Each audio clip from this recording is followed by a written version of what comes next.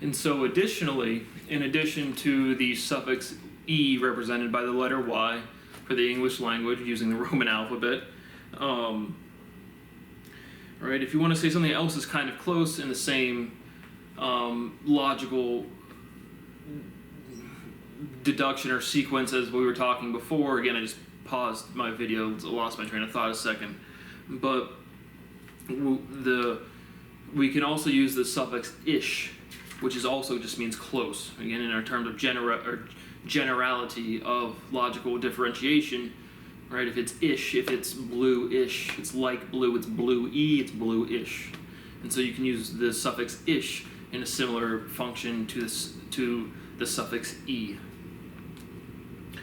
But I came across the word arity, A-R-I-T-Y, which is a word that I've come across before in my original derivations, or my first proof of an axiom.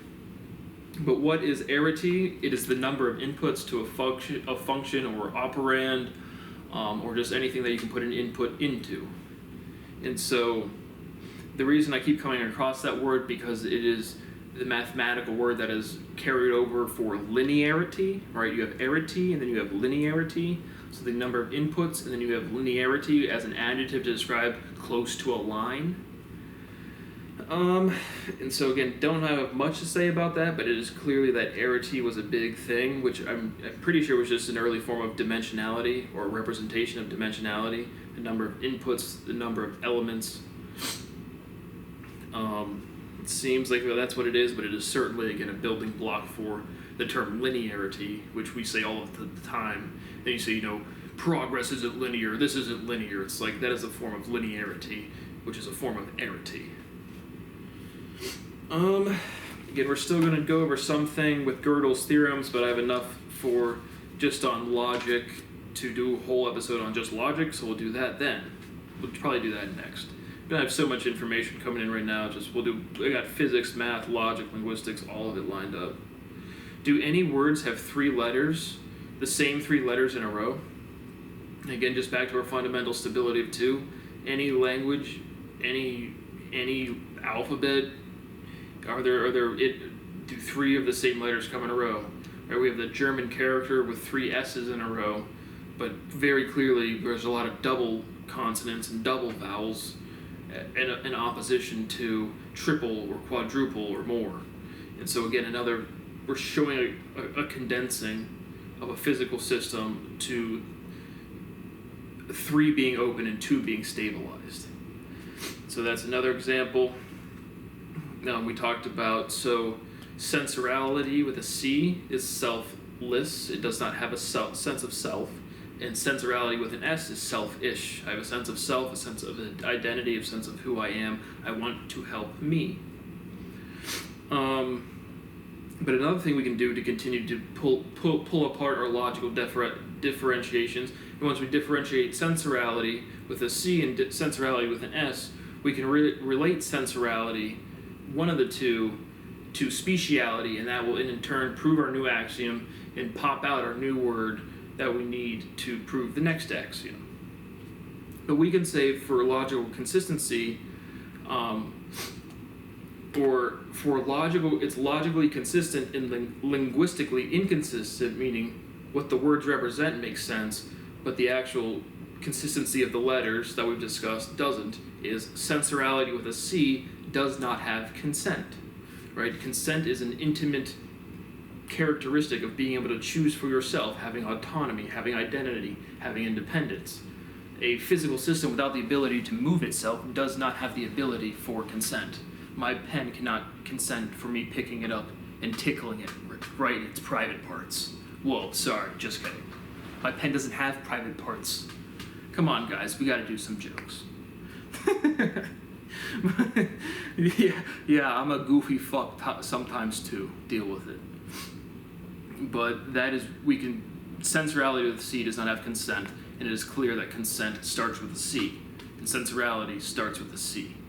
And then sentience, consentience, so we see the C to the S. Sensorality, the electron came before the person, the C, the sensorality, the sensors, the distribution of electrical charge without sentience happens because of physical properties, and then human beings and life comes along. Again, just reiterating the consistency. Why shouldn't you end a sentence with a preposition? I don't know. I do. But just another thing you're told logically growing up. But the purpose of language is to convey meaning, whether you need a sentence, whether you need an expression, whether you need a tone, this or that. It doesn't matter. You're just trying to convey your meaning. And so, almost done for today. But the last thing, and then we'll get to our final result. We do have a result today. All of these things contain proofs and results. And again, I'm just doing the most relevant logical steps to get to the axiomatic solidification. But we can talk about the iteration syllable. CC, like literally CI, indicates the end of a proof by logical extension. So what I'm doing is I'm taking math and physics and engineering and history and art, and just showing all of these using all of these different facets of history, of language, of mathematics, in constructing a proof.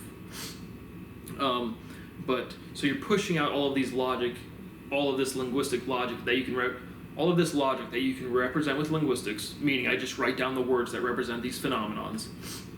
But because of, in the same way we talk about prime numbers getting more disparate, getting less frequent as they get further and further down, or on bigger and bigger on the number line. If you have a syllable that becomes less and less and less frequent, it is less and less used. And so you can tell you're on the border of logic when you're doing derivation, connecting syllables, and you're iterating syllables that you don't typically use or you're kind of struggling to get with because you don't have that much exposure to. In last episode, we talked about how you have to use a word about 7 times for you to really understand and it become actually solidified in your own personal vocabulary. Words have to get used a certain amount of times to be solidified in the ontology of the species. And so, for example, like empirical, right? If you wanted to write that in its most general form, the most general form would be empiricity. And so that's EMPIRICICITY. Because, right, empirical, you can already see the AL as a suffix.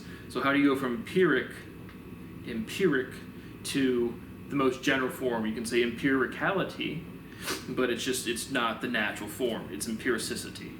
But the point being is when you just get the general point being is that the less frequent a syllable iteration is, the less it is used in conversation or in diction altogether. But I just have the general form again is what, can we have a general form of that iteration? Again, pairing with a Pauli exclusion principle, up, down, up, down, up, down, verb, noun, verb, noun, verb, nouns, vowel, consonants, vowel, consonants, vowel, vowel, consonants, consonants, consonants, vowel. What relations can we draw? Should be something there. But now to our kind of final result, or our most poignant result. Again, I already stated the fundamental theorem of linguistics, which is a massive result. But new result, all of this stuff is new to you guys, but it's not new to me. But language is a vector. More generally, language is a tensor, right? It takes 3 words to uniquely define an axiom, right? And that's consistent with R3 being filled with black bodies. Nothing can be created or destroyed. But just some evidence.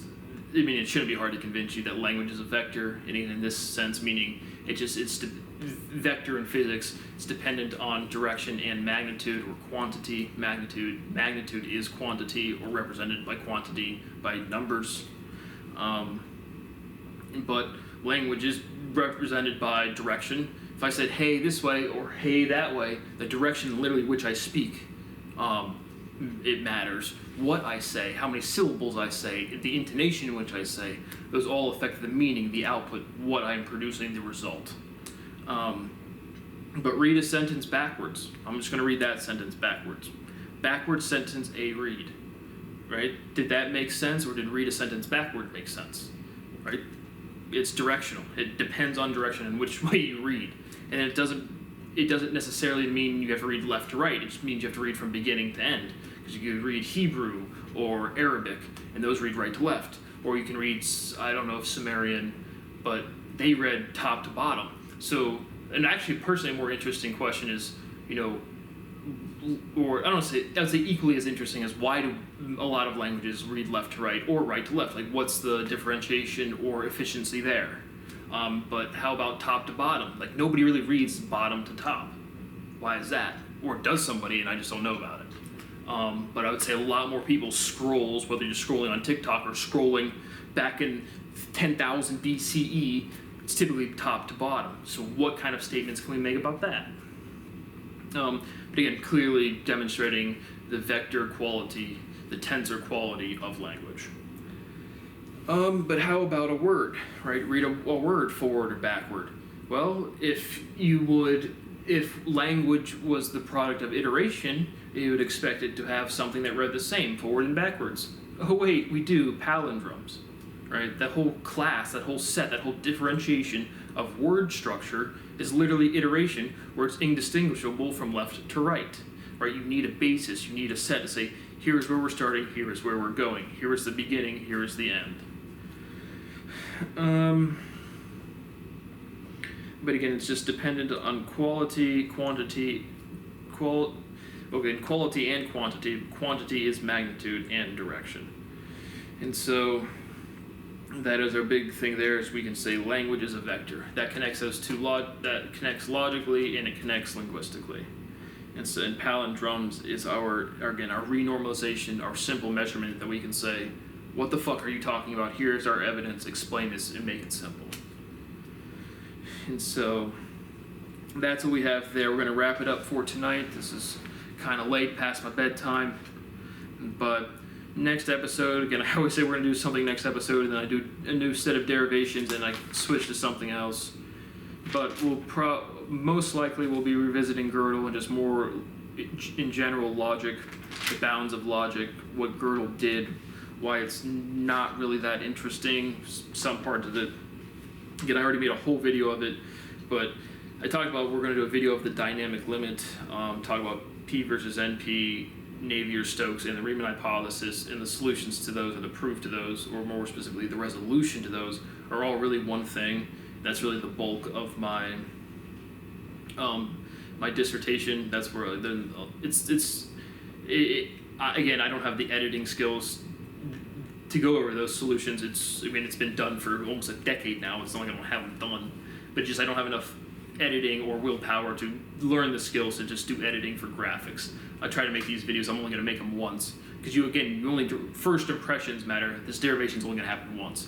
And so if you guys don't want to give me the basic ability to have graphics where I can just hire an editor, I don't really care that much. Again, all of this shit is for other people, and the fact that it's going to make me an absolute fuck ton of money because I solved all the science, kind of, which is pretty fucking cool. But the academic world won't acknowledge me at large because the world government and this bunch of cocksuckers have classified beyond belief the engineering applications of some of this, and they destroyed my whole life. So yeah, I've given up on that shit whatsoever. Just doing my videos here in my mom's basement, literally. Thanks for watching. See you on the next one.